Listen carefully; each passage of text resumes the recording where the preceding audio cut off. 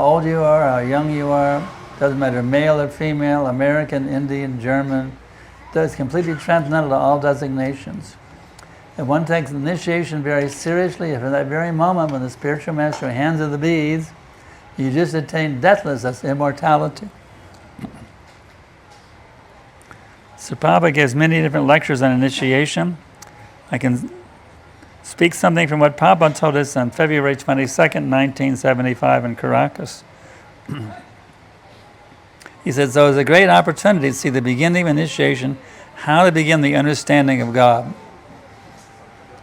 So we want to understand God. We've tried to understand so many things, and it didn't liberate us from our suffering and anxiety. But you can actually understand God, you see. That is the real thing. Sarvagya, you see. When you understand God, then you have perfect knowledge of everything. God is the source of everything. Krishna, God, is the source of everything. So anything you try to understand separately from God, you'll always be an illusion. If you see everything in relationship with Krishna, God, then you see everything perfectly. So Prabhupada, at that lecture, he said, this evening we were discussing with some learned psychiatrist to study the problems of the world.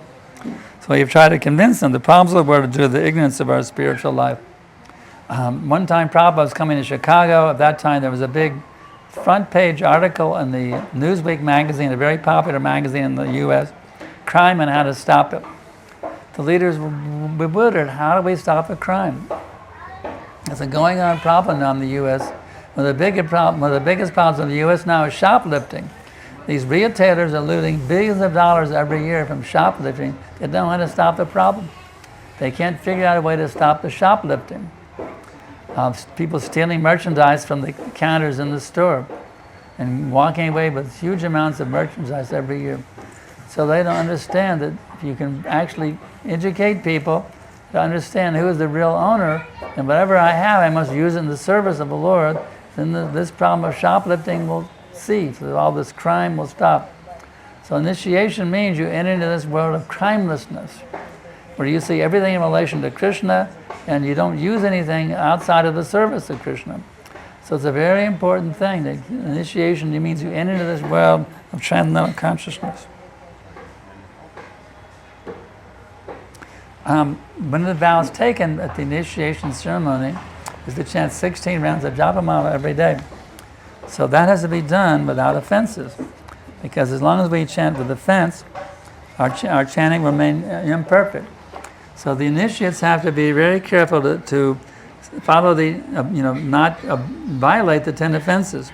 So we'll take a look at these 10 offenses, which they're vowing today they will chant without offense. The first offense is to blaspheme the devotees who have dedicated their lives to propagating the holy name of the Lord. Why is that important? I mean, devotees are just people like me. Maybe they're engaged in Krishna consciousness. Why not just be devoted to Krishna? Why worry about the devotees, you see? But actually, you cannot step over the head of the devotees and go to Krishna. He wants to see how much you're devoted to the devotees, you see. And so we have to be very careful in our dealings with the devotees to not be offensive, to always have a loving relationship with the Vaishnavas, because otherwise our lives will not be able to taste the nectar of the name. If we don't have loving relationships with the devotees, our nama will be nama paradis. The second offense is to consider the names of the demigods like Lord Shiva or Brahma to be equal to or dependent of the name of Lord Vishnu. So we have to make that distinction. In India, it's very popular. This demigod, that demigod. It's considered all the gods are one and the same. Especially for Hindus, that's a very common misconception. Now, the Christian religion, or the Muslim religion, or Jewish religion, the idea of one supreme God is very strong. But in India, it's very weak. This God, all the gods are the same.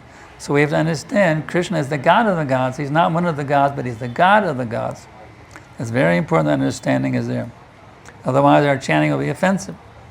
When you worship Krishna, you're automatically worshiping all the demigods because they're part of Krishna. When you water the root of the tree, all the leaves and branches are nourished. The third offense is disobey the orders of the spiritual master. We're discussing this in more detail tomorrow at the Vyasa Puja, but spiritual master is considered non-different from Krishna.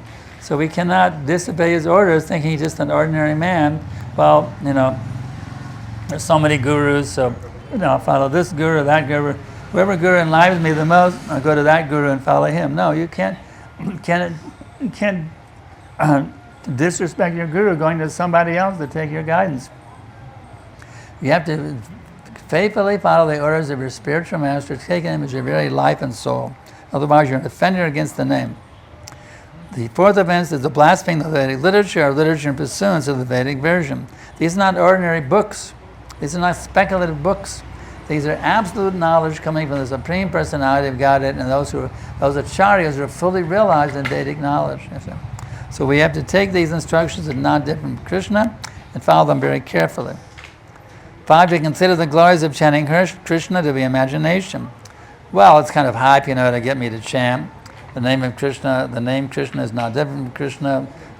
Everything within the name, everything is there within the name, fame, qualities, pastimes. It's all there within the name. But we should not consider the glories of the holy name to be imagination. The name of Krishna is Krishna himself, fully manifest. It's called Nam Avatar. Krishna, it's like Krishna appears as an avatar 5,000 years ago on this planet. The same potency, the same effectiveness, everything is just the same in the name Krishna. So we shouldn't think there's anything, well, Arjuna got Krishna's association, but I'm not getting it. No, you're getting the same potency, the same effect that Arjuna got. If you have full faith in the name, you're getting the same potency, the same mercy that Arjuna got right there 5,000 years ago in the name of Krishna. 6, to give some interpretation of the holy name of the Lord. Well, Krishna means black, and black means ignorance, so Krishna means, don't go through some grammatical Sanskrit grammar type of way to dissect the name and take the name as some ordinary sound vibration. That's very offensive. The name is Krishna himself. To give some interpretation of the holy name. And then 7, to commit sinful activities in the strength of the holy name. Well, just like the Christians, the Catholics, they have what's called, on Saturday you go for confession, and Sunday you go to the service, and then during the week you go out and commit this sin and that sin, you go to confession again on Saturday, and that way you neutralize it. Or here we have Tulsi worship, becoming free from sin, so this is very good. I'll go out and sin, but I do Tulsi worship every day to neutralize my sins. Don't take the name of some way to neutralize your sins and go on sinning. We have to be very serious to give up all of our nonsense. Completely kick out, as Prabhupada told me, all material desires, zero. We have to be very conscious, even though it's difficult sometimes. We're so much haunted by these material desires. We've been caught up in lust, anger, greed, madness, illusion, and envy for thousands and millions of lifetimes. So we have to be very careful to not be carried away by these thoughts when they come. Shamunacharya would spit at such rascal thoughts as they came to his brain. He'd get out of my mind, my rascal thought, you're not welcome, you spit at them. So we're tortured by thoughts, these sinful thoughts, which lead to sinful actions, sinful words. We have to spit at them and get out of my mind, you rascal thought. 8, to consider the chanting Hare Krishna one of the auspicious blissful activities offered in the Vedas for fruitive activities, karma kanda. Well, to use it as some ritual, I want a new, I get this all the time in my emails. Well, Gurudev, I'm going for finals. Can I chant some extra rounds to do good in my final? Don't take it as something to get material benefit. Take it as one thing and only, and that's to awaken pure love of God within your heart. Whatever happens in the material world, whatever Krishna wants, that's fine with me. But not that I say, well, I got some health problems, so I'll chant some extra rounds, or I want to get a good husband or a good wife, so I'll chant extra rounds. Don't use the holy name for any material purpose. That's a great offense. 9, to instruct a faithless person about the holy name. Well, that's good. I didn't feel like preaching anyway. They're all faithless, so I won't. No, that's not the meaning. The meaning is you give them according to what they can understand. That's it. Just like in the school, what do they teach the first graders? They teach algebra and calculus to the first graders? No, 1 + 1 = 2. It means you don't preach them at a higher level they can understand. You have to be conscious of who you're preaching to and what they can understand. That's what it means. That's what it means. To not have complete faith in the chanting of holy names, to maintain material attachments after understanding so many instructions on this matter. Well, you have to understand that the holy name has full potency to fully deliver you from all your suffering and the material existence from millions and billions of lifetimes. So you kick out all material attachments. You're not welcome anymore. Get away from me. Don't bother me anymore. It's also offensive to be an attendant. It's not that not that you chant japa while you're driving your car to work.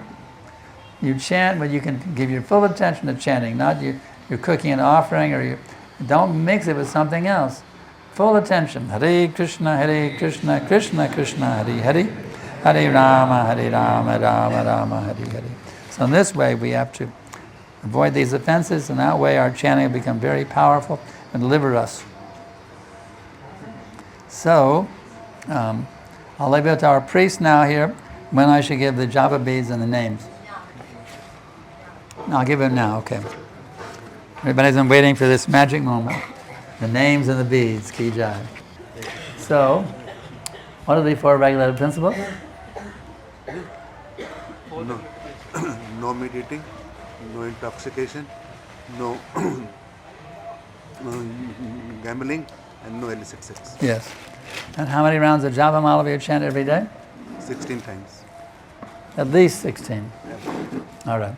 So your name is Radhakunda Das.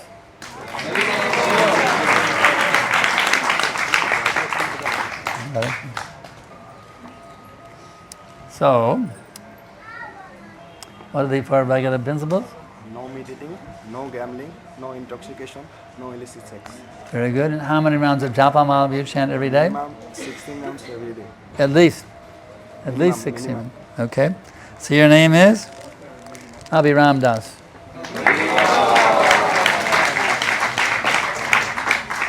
Now, Arpit Srivastava. So what are the 4 regular principles? No illicit sex, no meat eating, no intoxication, and no gambling. Very good. How many rounds of japa mala do you chant every day without fail? At least 16. At least 16. Now that's good. So Arpit, your name is Adhokshita Das. Now we're calling for Dinas Pranaukas. Okay, Dinas, what are the 4 regulative principles? No illicit sex, no eating, no intoxication, no gambling. And how many rounds of japa mala do you chant every day without fail? At least 16 rounds. At least, very good, 16 rounds. So your name is Dinayalu Das.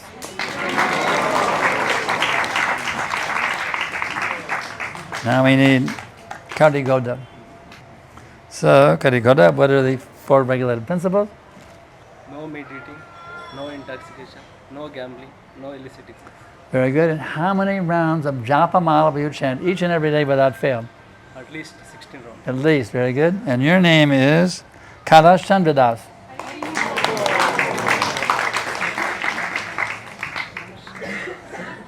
So now we're calling Vikram Bansal.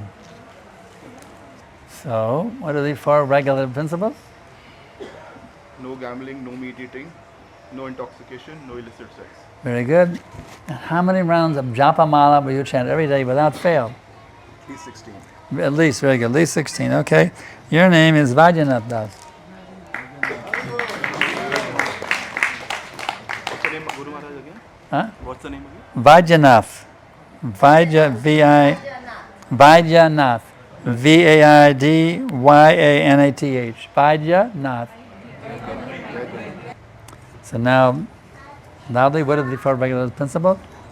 No gambling, no intoxication, no meat eating, and no illicit sex. Very good. And how many rounds of japa mala do you chant each and every day without fail? 16 rounds. At least. At least 16. At least. Okay. So your name is Akhileshwari Devidasi. Now we're calling for Sahaja Keshari. So, what are the 4 regular principles you strictly follow? No meat eating, no gambling, no intoxication, no illicit sex. So, how many rounds of japa mala will you chant each and every day without fail? Daily minimum 16 rounds. Minimum. Okay, very good. So your name is Saraswati Devi Dasi. Now we're calling for Sana Bansal. Jai. Very good. First time they said it loudly. Okay. So, Sunil, how many rounds? What are the 4 valuable principles? No intoxication, no meat eating, no gambling, and no illicit sex. Very good. And how many rounds of japa mala we chanted each and every day without fail? At least 16 rounds. At least 16 rounds. Okay. And your name is Shavanam Devi Dasi.